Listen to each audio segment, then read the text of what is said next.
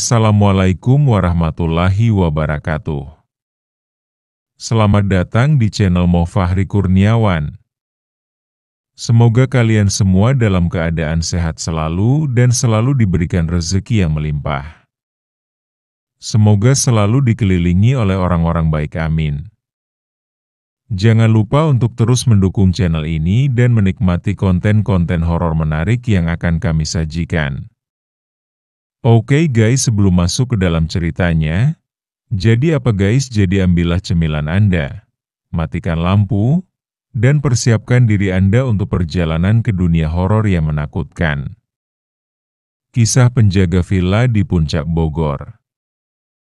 Atas permintaan penjaga dan pemilik villa tersebut, saya akan merahasiakan nama asli dan lokasi villa tersebut. Puncak Bogor salah satu wilayah yang sering dikunjungi oleh penduduk Jakarta saat akhir pekan atau weekend panjang. Termasuk saya bersama keluarga menyewa villa tersebut atas rekomendasi saudara saya. Villa ini termasuk cukup besar, terdapat 4 kamar, 1 ruang TV, dan 1 dapur. Terdapat halaman yang cukup luas di depannya untuk parkir mobil dan juga ada pohon besar, saya gak tahu itu pohon apa tapi terlihat menyeramkan. Saya termasuk orang yang sensitif dengan dunia gaib. Kalau saya datang ke suatu tempat sudah pasti akan tahu apakah banyak penghuni lainnya atau tidak. Dan kesan saya saat pertama kali datang ke villa ini adalah merinding. Saat datang pun saya sempatkan untuk meminta izin agar mereka tidak mengganggu saya dan keluarga yang berniat ingin melepas penat dari riuhnya kota Jakarta. Tapi di sisi lain saya penasaran dengan tempat ini. Lebih tepatnya saya penasaran ada kisah apa di balik besarnya villa yang bentuknya modern seperti ini. Untuk orang awam pasti tidak akan percaya karena memang tidak terlihat menyeramkan. Oh iya, saat kita sampai pun langsung disambut oleh laki-laki yang berperawakan cukup tua, nama beliau adalah Pak Barito. Beliau ditugaskan oleh sang pemilik untuk menjaga villa ini. Beliau tidur di rumah kecil yang berada tepat di belakang villa, padahal beliau asli orang situ tapi lebih memilih tinggal di sana karena anak-anaknya sudah menikah lalu merantau dengan suaminya. Sementara istrinya sudah cukup lama meninggal dikarenakan sakit. Oke, sekarang kita mulai ceritanya. Hari sudah menjelang malam. Saya akui saat malam tiba suasana di dalam villa cukup berubah drastis dibandingkan saat siang hari. Tapi untuk orang yang tidak bisa merasakan pasti akan merasa biasa saja. Itulah yang jadi niat saya untuk menghampiri Pak Barito menjaga villa yang cukup besar dan aura mistis yang kuat bukan hal mudah loh. Dalam pikiran saya pasti Pak Barito sering mengalami hal aneh selama menjaga villa ini. Setelah sholat Isya saya menuju teras villa sembari melihat sekeliling halaman villa yang gelap dan juga pohon besar di depan. Mau tahu ada apa? Koloni kuntilanak. Yaitu yang saya lihat, mereka semua berkumpul di pohon tersebut. Ada yang duduk di batang pohon, ada yang tertawa cekikikan, ada yang terbang warawiri dan warna-warni bajunya. Saya sudah biasa melihat yang seperti itu, jadi ya tidak kaget. Pandangan saya langsung mengarah ke gerbang villa, ada 2 sosok hitam besar berdiri di antara pagar villa. Sosok tersebut terkesan seperti penjaga, entah menjaga dari apa tapi ya seperti itulah kesan saya saat melihatnya. Bisa menjaga dari kiriman gaib atau dari pencuri. Tak lama Pak Barito muncul dari arah belakang villa dan menyapa saya. Dek sapanya dengan senyum. Iya pas sapa balik saya dengan senyum juga. Saya mau ke warung, ada yang mau dititip gak dek, tanya Pak Barito? Ah gak ada Pak. Beliau pun langsung menuju luar villa, lalu saya kembali masuk ke dalam karena ibu memanggil untuk makan bersama. Sebenarnya villa ini nyaman, tapi untuk yang paham dengan dunia lain akan jadi gangguan tersendiri dengan hawa-hawanya. Begitupun dengan saya, makin lama dada terasa sesak dan juga terasa makin gerah. Saya pun langsung menuju teras depan, sumpah saya tidak kuat dengan rasa gerah di dalam rasanya. Saya memutuskan untuk jalan-jalan sedikit di halaman depan villa sembari menikmati hawa dingin puncak. Saat sudah di depan pagar villa, saya menoleh ke kanan dan langsung terlihat rumah kecil dengan lampu redupnya. Saya hampiri dan secara kebetulan Pak Barito keluar dari arah dalam. "Loh dek, di sini ngapain?" tanya Pak Barito. "Ah enggak Pak, saya cuma jalan-jalan aja nikmatin hawa dingin, abis di dalam gerah banget." "Gerah kok bisa?" tanya Pak Barito yang heran. Belum saya jawab pertanyaannya, Pak Barito langsung memotong. "Sudah gak usah dijawab, saya paham kok," ucap Pak Barito sembari tersenyum. Beliau pun langsung mengajak saya duduk di bangku depan rumahnya dan memulai berbincang dari asal mula beliau berjaga di sini hingga kejadian mistis yang beliau alami. Saya pun langsung fokus mendengar ceritanya. Beliau sudah berjaga di villa ini selama 10 tahun lebih, mulai dari sang istrinya masih ada hingga wafat. Awalnya beliau berdua di sini dengan sang istri, dan saat meninggal beliau ragu apakah ingin lanjut menjaga villa ini atau tidak. Kebutuhan sehari-harilah yang jadi pertimbangan beliau untuk tetap berjaga. Di samping itu, rumahnya yang asli juga tidak ada siapa-siapa, maka beliau jual rumah tersebut dan tinggal di sini. "Pak, udah ngalamin hal apa aja di sini?" tanya saya penasaran. "Maksudnya dek?" "Iya, Bapak udah ngalamin kejadian serem apa aja selama jaga villa ini?" "Oh itu banyaklah deh," jawabnya sembari tertawa kecil. "Ceritain dong Pak," pinta saya. Bingung saya juga dek, mau mulai dari mana.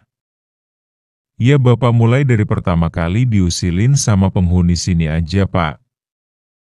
Pak Barito pun terdiam sejenak, beliau seperti sedang mengingat kejadian demi kejadian. "Awal mula saya digangguin yaitu pas udah sebulan jaga di sini dek. Kalau gak ada yang sewa villa ini, setiap pagi dan sore saya bersih-bersih dari dalam sampai luar. Nah saat saya sedang bersihkan bagian dalam rumah, pintu lemari kaca terbuka sendiri." "Lemari kaca yang di atas itu Pak?"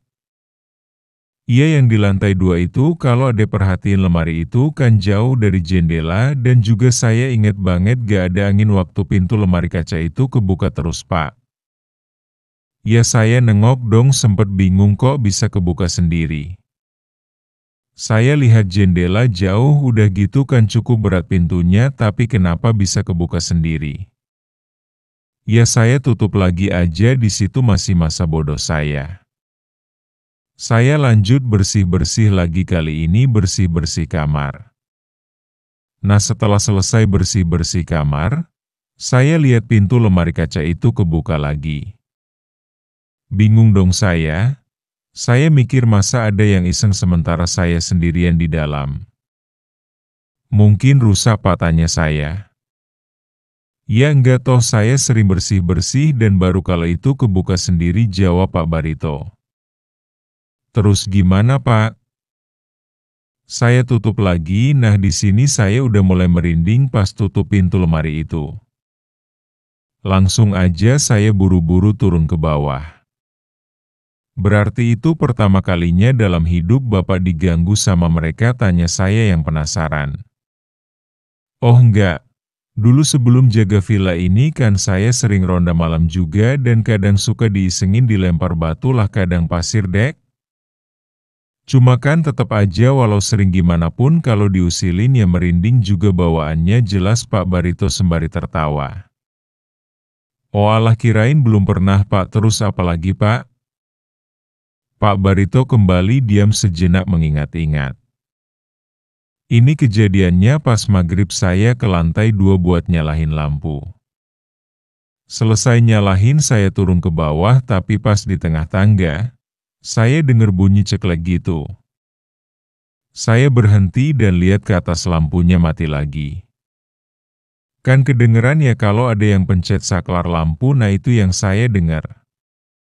Saya naik lagi, saya nyalahin lagi. Pas turun mati lagi, begitu sampai 3 kali deh saya bolak-balik. Sampai akhirnya saya ngomong aja sendiri. Mohon maaf kalau ngerasa terganggu, saya gak ada niatan jelek sama sekali, tolong jangan ganggu saya. Setelah saya bilang begitu, saya nyalahin lagi lampunya dan sudah gak mati lagi, padahal saya udah merinding banget saat itu. Ngerti ya mereka pas Bapak ngomong gitu, tanya saya sembari tertawa kecil. Ya gak tahu kalau itu, jawab Pak Barito sembari tertawa. Terus Pak lanjut, kalau ini kejadiannya pas maghrib juga di lantai bawah sekarang. Kadang saya suka iseng nonton di ruang TV kalau males buat balik ke sini doang dek. Nah pas saya lagi nonton TV ada suara anak kecil ketawa di lantai atas. Samar-samar suaranya, ya saya kira dari TV kan suara ketawa itu, tapi saya langsung sadar kalau acara yang lagi saya tonton itu gak ada pemeran anak kecilnya, jelasnya gak ada bagian tertawa dek. Tapi di situ saya masih dengar suara ketawa anak kecil itu pelan banget. Karena penasaran saya kecilin volume suara TV dan barulah saya sadar kalau asal suara tertawa tersebut dari arah atas.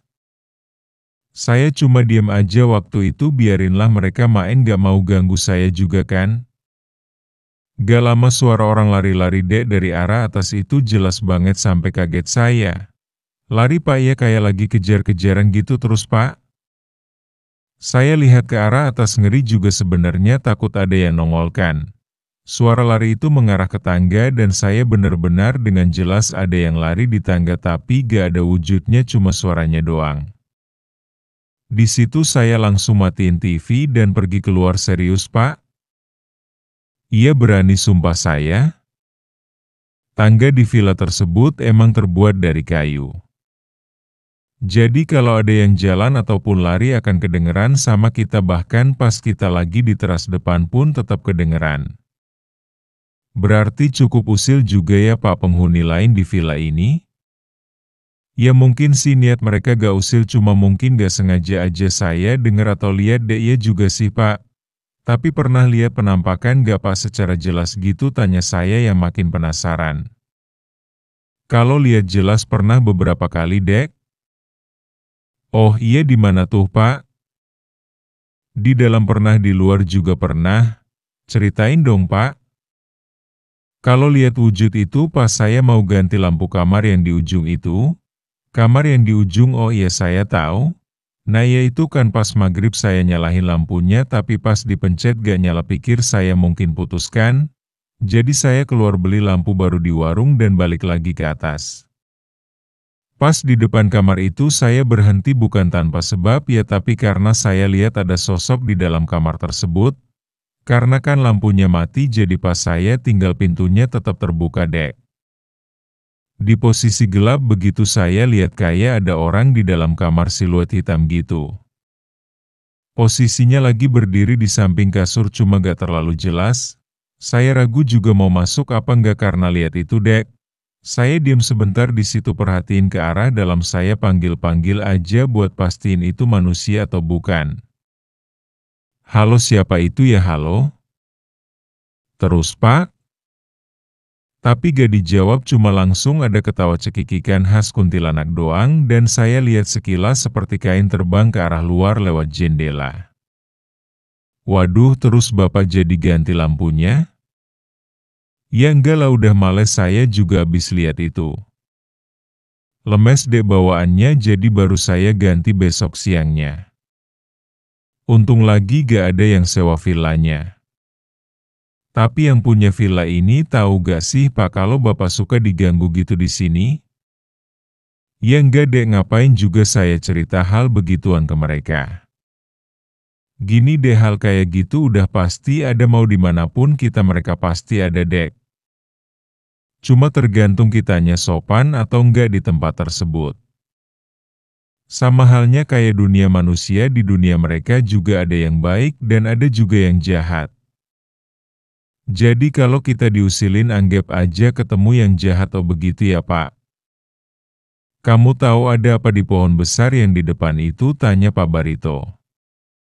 Tahu Pak, ada koloni kan? Iya betul, saya pun baru tahu setelah 6 tahun jaga di sini. Lah kok bisa Pak? Gara-gara apa tuh?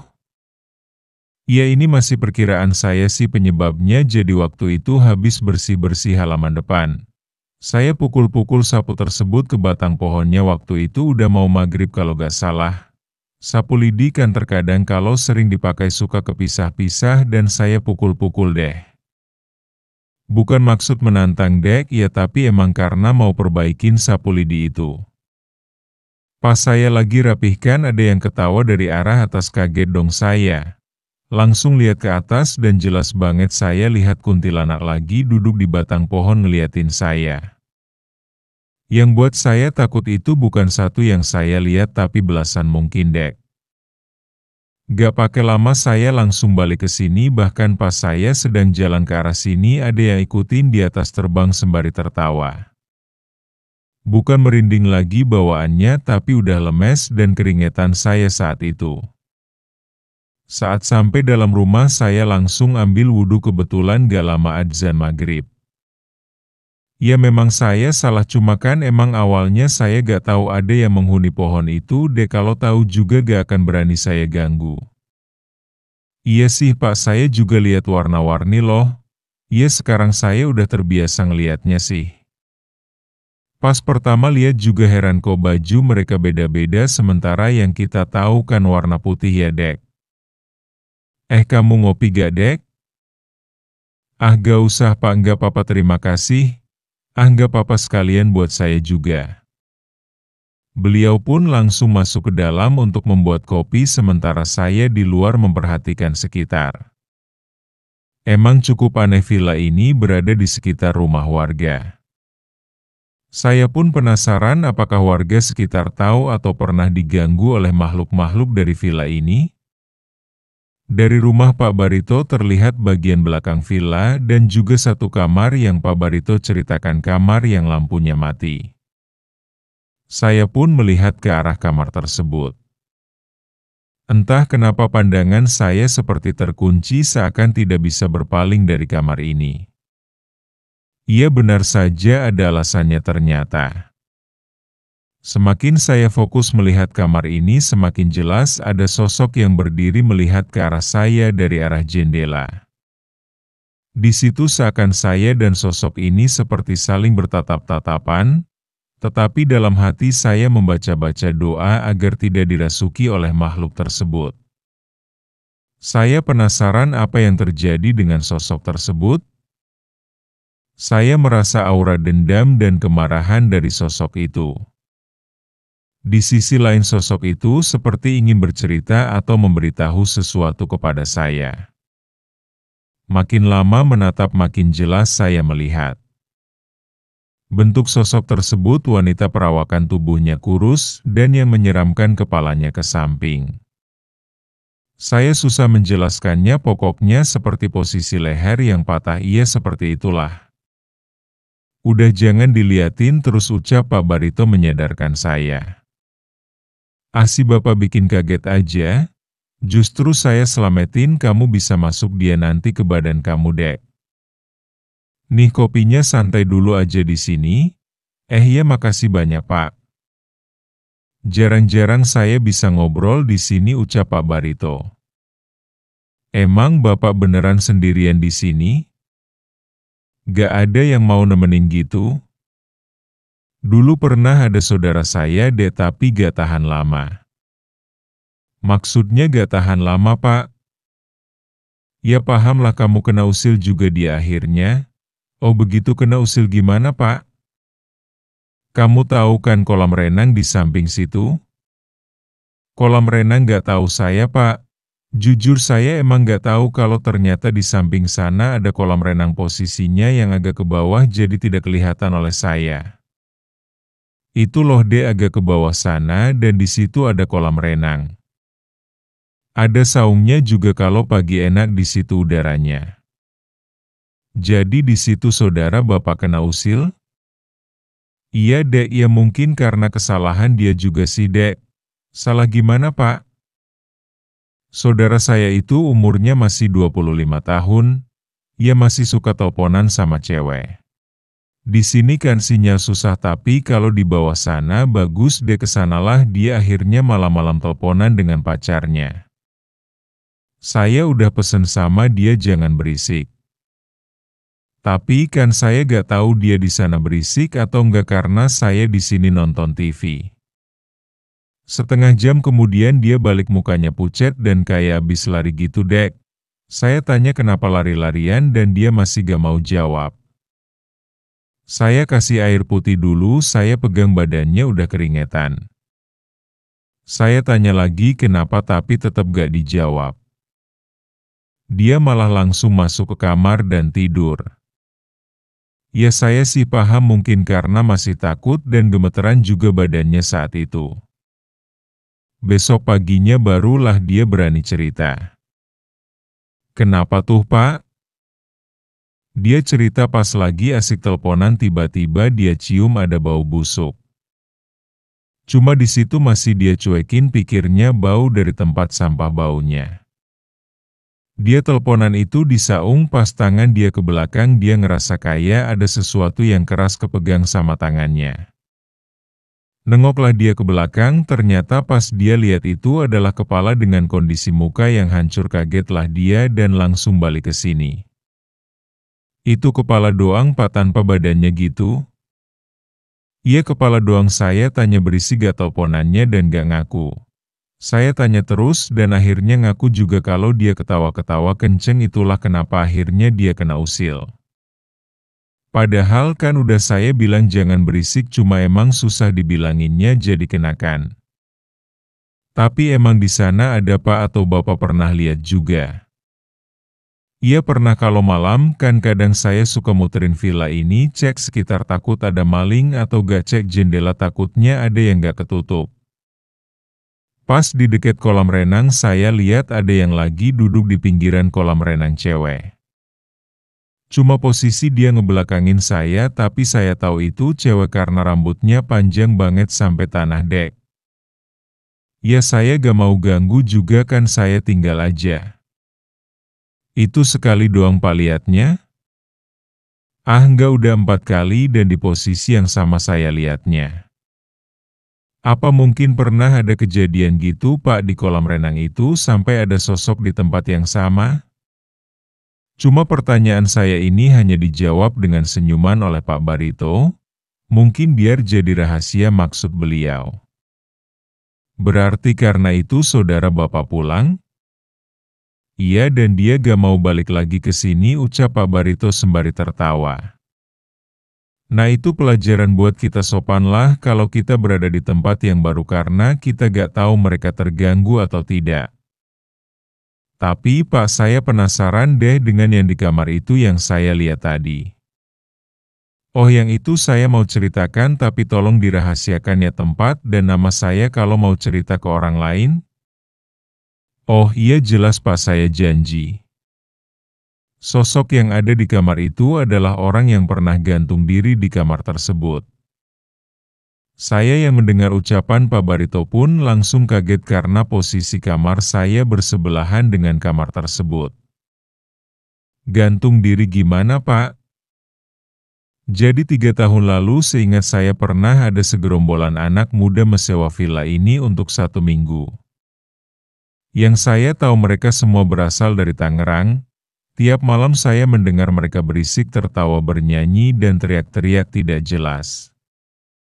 Ya saya tidak bisa melarang juga kan, tapi saya juga tahu resikonya kalau terjadi sesuatu karena mereka sangat berisik di sini. Sampai akhirnya malam kelima terjadilah kejadian yang tidak saya harapkan. Saya lupa jam berapa malam itu, cuma yang pasti tengah malam. Saat itu saya sudah tidur tiba-tiba terbangun karena mendengar suara teriakan cewek dari arah dalam villa. Bahkan karena teriakannya tersebut membuat beberapa bapak-bapak yang sedang ronda datang ke sini dek. Nah saya langsung bangun dan lari ke arah dalam villa tapi sepi di lantai bawah. Saya langsung naik ke atas dan terlihat mereka sedang berkumpul di depan kamar tersebut. Saya langsung tanya ada apa ribut-ribut teriak tengah malam gini dan pandangan saya langsung mengarah ke dalam kamar. Ada tubuh manusia yang sudah menggantung di sana sesosok perempuan. Saya gak tahu apa motif dan penyebab dia gantung diri. Tapi yang saya dengar dari kepolisian adalah karena pacarnya ketahuan selingkuh dengan cewek lain, akhirnya dia nekat gantung diri. Pantas aja saya lihat posisi kepalanya itu miring ke kanan Pak, posisi seperti leher patah gitu. Ya mungkin karena gantung diri itu penyebabnya hingga arwahnya gak tenang dengan kondisi seperti itu. Itulah kenapa kamu kan masih muda jangan berpikiran pendek. Masalah cinta itu hal biasa kita akan ditemukan oleh jodoh di saat mental kita sudah terbentuk dari rasa sakit akibat pengkhianatan dan kekecewaan. Sekarang kamu lihat sendiri kan akibat dari pendeknya pemikiran dia dan sekarang menyesal karena sudah mengakhiri hidupnya. Ada aura penyesalan kalau kita lihat sosok itu sampai kiamat dia akan tetap seperti saat terakhir masa hidupnya. Iya sih Pak, cuma ya kasihan juga sebenarnya ngelihat kondisi sosok tersebut ya Pak. Iya tapi kita gak bisa berbuat apa-apa kan? Terus gimana akhirnya anak-anak itu Pak? Ya mereka pulang setelah ditanya-tanya sama polis. Kalau tamu emang sering kena usil juga ya Pak, tanya saya penasaran. Cukup lumayan sering sebenarnya tergantung tamu itu sendiri. Kalau mereka sopan saat datang ya gak akan kena usil. Sayangnya banyak yang gak tahu akan hal itu, ujar Pak Barito. Pernah ada tamu yang sore datang lalu malamnya sudah pulang kok bisa Pak? Iya mereka sepasang muda-mudi. Saya sih gak mau suzon ya tapi kalau sampai diganggu begitu parah pasti melakukan hal-hal yang tidak-tidak. Emang mereka ngalamin apa aja Pak? Jadi waktu itu udah mau jam 9 malam kondisi juga hujan lumayan deras. Saya lagi di dalam rumah sedang nonton TV tiba-tiba ada yang ngetuk pintu rumah saya dan saat saya buka ternyata laki-laki yang sewa villa. Saya tanya ada apa kan kesini malam-malam dan duduklah kita berdua sebentar di sini ngobrol gitu. Cuma sendiri Pak ceweknya? Saya gak tahu di mana tapi kayaknya sih nunggu di mobil. Karena saya lihat mobilnya udah di depan pagar dengan kondisi menyala lampunya. Oh begitu terus Pak? Pas duduk baru dia tanya-tanya dan cerita. Dia tanya emang villa ini angker? Ya saya jawab mau dimanapun kita pasti ada makhluk halus. Saya tanya lagi kenapa emangnya? Jadi pas sore saat mereka datang mereka langsung masuk kamar dan mandi. Menjelang maghrib ceweknya lagi masak di dapur tiba-tiba teriak lalu cowoknya dateng dan tanya ada apa. Katanya pas lagi masak pintu kulkas yang atas terbuka sendiri lalu mangkuk yang mau dipakai geser sendiri juga teriaklah ceweknya pas lihat itu. Di situ cowoknya coba nenangin mungkin cuma halusinasi katanya. Saat itu ceweknya masih diam aja lanjut masak dan makanlah mereka berdua di depan ruang TV. Saat mereka sedang makan pintu kamar di atas terdengar seperti ada yang ngebanting. Kayak kamu lagi marah dan masuk kamar dengan banting pintu. Kaget mereka berdua si cowok coba beraniin diri buat lihat ke atas. Ternyata pintunya terbuka ya bingung dong dari mana itu asal suara kalau pintunya aja kebuka. Si cowok turun pura-pura bilang gara-gara ketiup angin jadi tutup sendiri pintunya. Si ceweknya masih iya-iya aja sempet tenang tuh mereka sampai jam 8. Nah, sampai akhirnya hal yang buat mereka yakin buat pergi adalah saat mereka sedang di kamar ada suara cewek nangis. Suaranya berasal dari luar kamar persisnya, kayak di depan pintu kamar mereka. Saya gak tahu mereka sedang apa, tapi katanya saat itu juga mereka berdua langsung diam, si cewek udah mulai ketakutan, si cowok pun sama.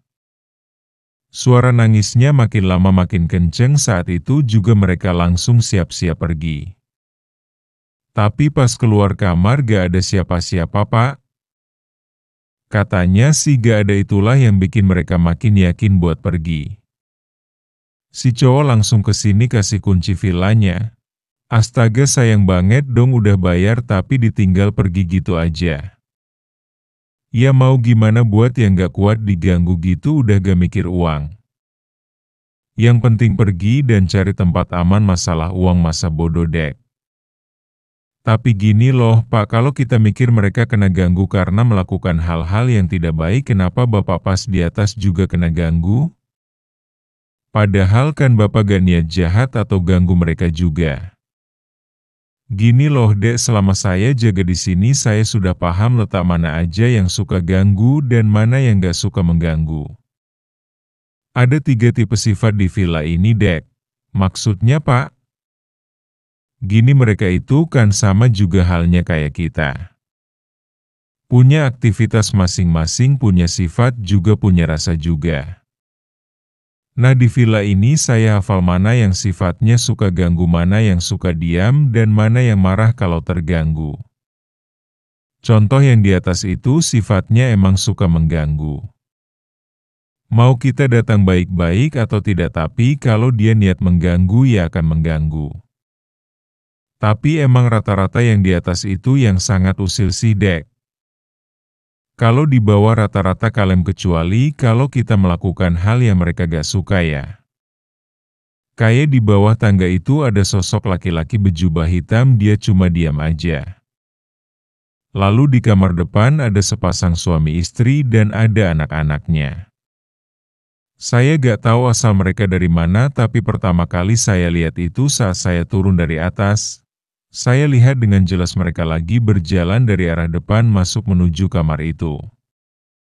Itu jelas saya lihatnya sampai saya pikir orang yang mau sewa, tapi saya panggil tidak nengok mereka, saya perhatiin terus dan tembus ke pintu.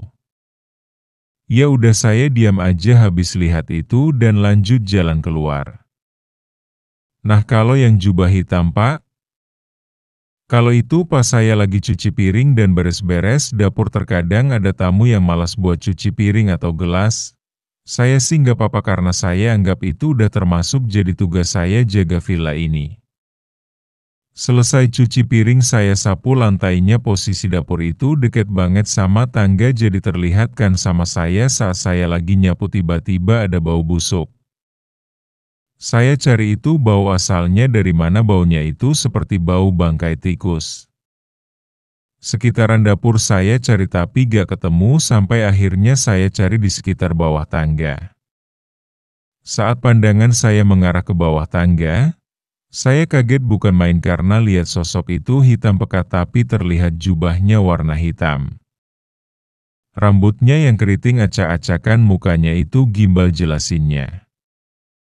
Jadi matanya yang satu tertutup dan yang satu lagi terbuka tapi putih semua. Yang aneh gak ada hidungnya dan dagunya itu panjang banget, beda layaknya dagu orang normal. Istighfar saya langsung saat lihat sosok itu. Dan ternyata asal baunya itu dari sosok itu bisa dibilang maaf ya seperti pengemis atau gembel.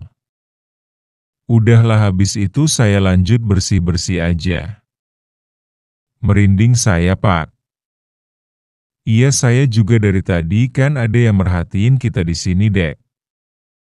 Iya sadar saya juga Pak, tapi males liatnya aja. Kalau yang lagi merhatiin kita itu dari pohon sebelah di villa sebelah itu. Oh, ada villa di situ Pak, jujur saya gak tahu kalau ternyata emang ada villa lain di sini. Ada, dan itu udah lama kosong gak laku-laku dek. Oh pantes saya gak tahu, tapi yang merhatiin kita ini sosok yang saya sangat benci loh Pak. Pocong, kamu benci sama pocong? Iya Pak, serem aja bawaannya. Iya mungkin karena mengingatkan kita akan kematian dengan rupa dia yang seperti itu, Dek. Itu juga kadang suka kesini, suka di pohon depan juga.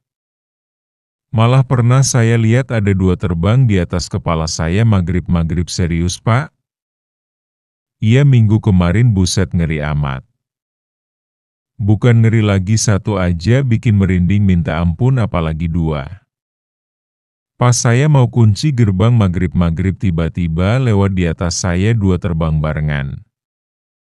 Lagi balapan mungkin, ujar Pak Barito sembari tertawa. Duh, kalau saya udah sembunyi kali Pak, abis liatnya ada cerita lagi Pak. Banyak deh, kalau diceritain gak cukup 1 malam. Ini aja kita cerita gak terasa udah jam 12 kan. Saya pun lihat jam dan ternyata benar aja udah jam segitu. Karena sudah pukul 12 malam, akhirnya saya berpamitan dengan Pak Barito. Bukan ngantuk, tapi saya yang tidak enak dengan beliau, takutnya beliau mau istirahat karena usianya yang sudah tidak muda lagi.